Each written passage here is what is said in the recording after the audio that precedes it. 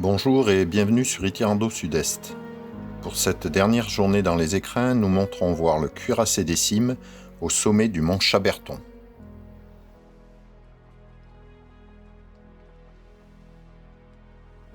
Au départ du village du Soleil, au col de Montgenèvre, c'est une randonnée de 16 km et de 1320 mètres de dénivelé qui nous attend.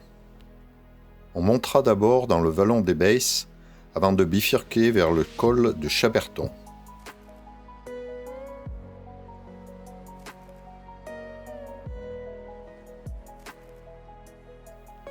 Durant la grimpette, quelques passages escarpés nécessiteront l'usage des mains.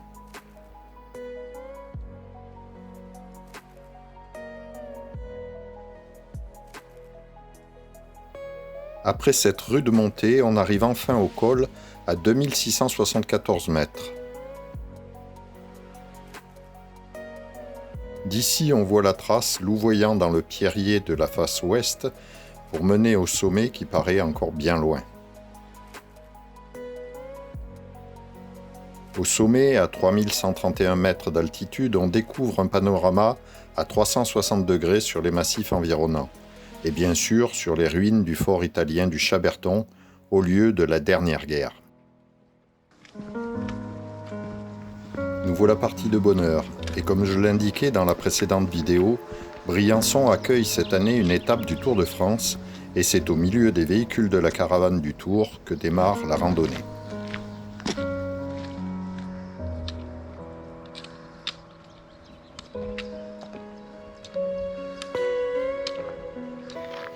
On remonte d'abord pendant un long moment le vallon des Baisses, avant d'atteindre le poteau indicateur de la bergerie à 2080 mètres.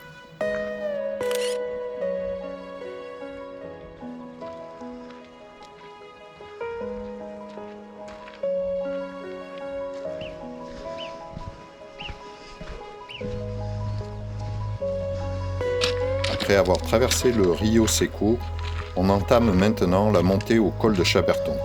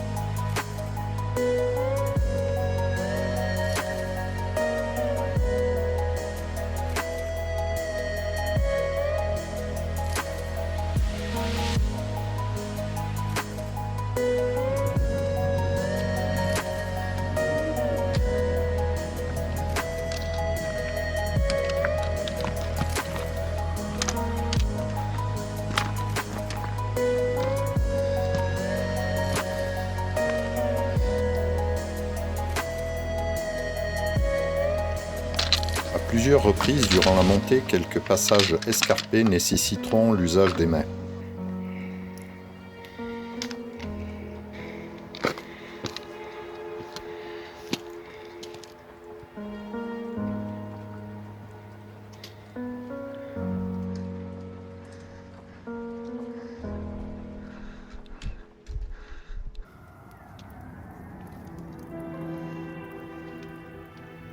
À l'arrivée au col de Chaberton, nous aurons déjà grimpé plus de 800 mètres de dénivelé, mais il en reste encore 500 à gravir avant d'atteindre le sommet.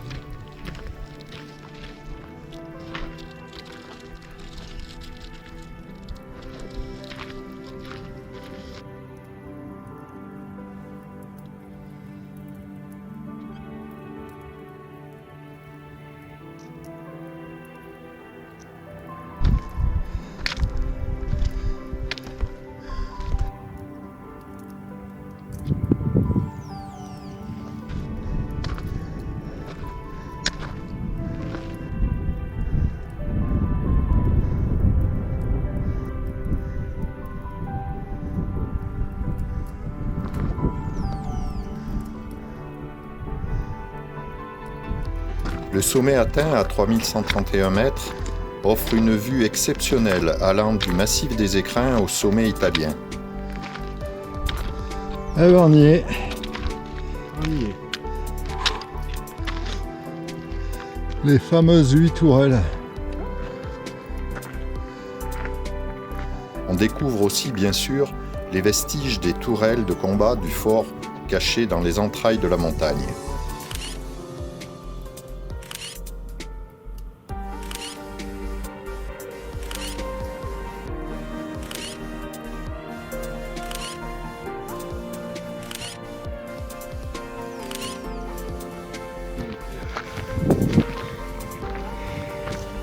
En redescendant de quelques mètres sous le sommet, on a accès maintenant aux bâtiments principaux constituant le fort du Chaberton.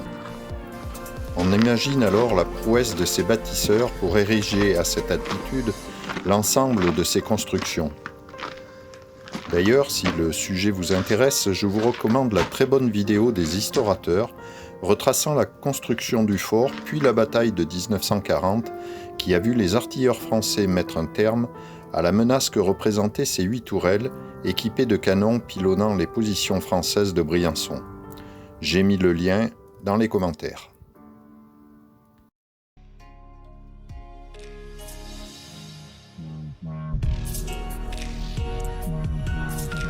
Après une pause au sommet pour profiter de la vue et parcourir les différents éléments du fort, il est temps maintenant de redescendre.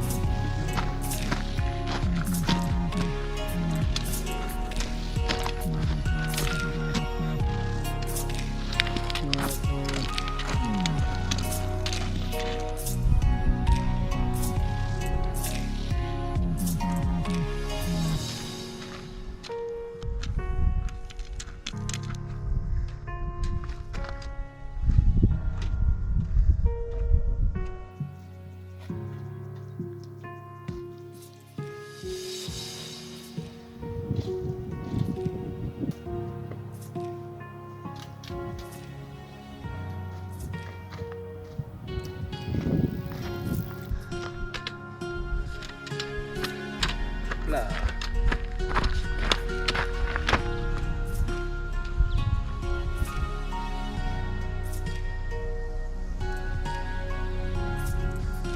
Afin d'effectuer une petite boucle, on passera à la cabane des Baisses pour revenir par le sentier en rive gauche du Rio Seco.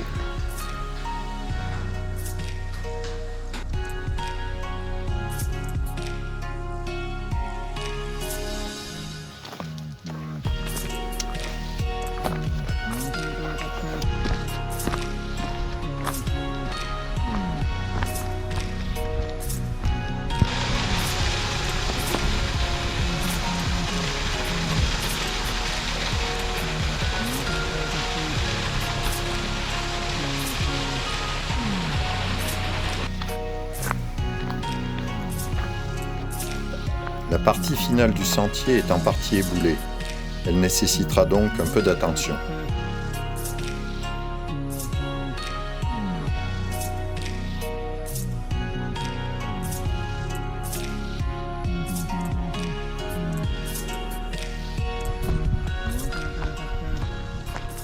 Retrouvez tous les détails de cette randonnée sur mon site Itirando Sud-Est. Les liens sont dans les commentaires. Je vous remercie d'avoir regardé cette vidéo et je vous recommande de vous abonner pour ne pas rater les suivantes. À bientôt.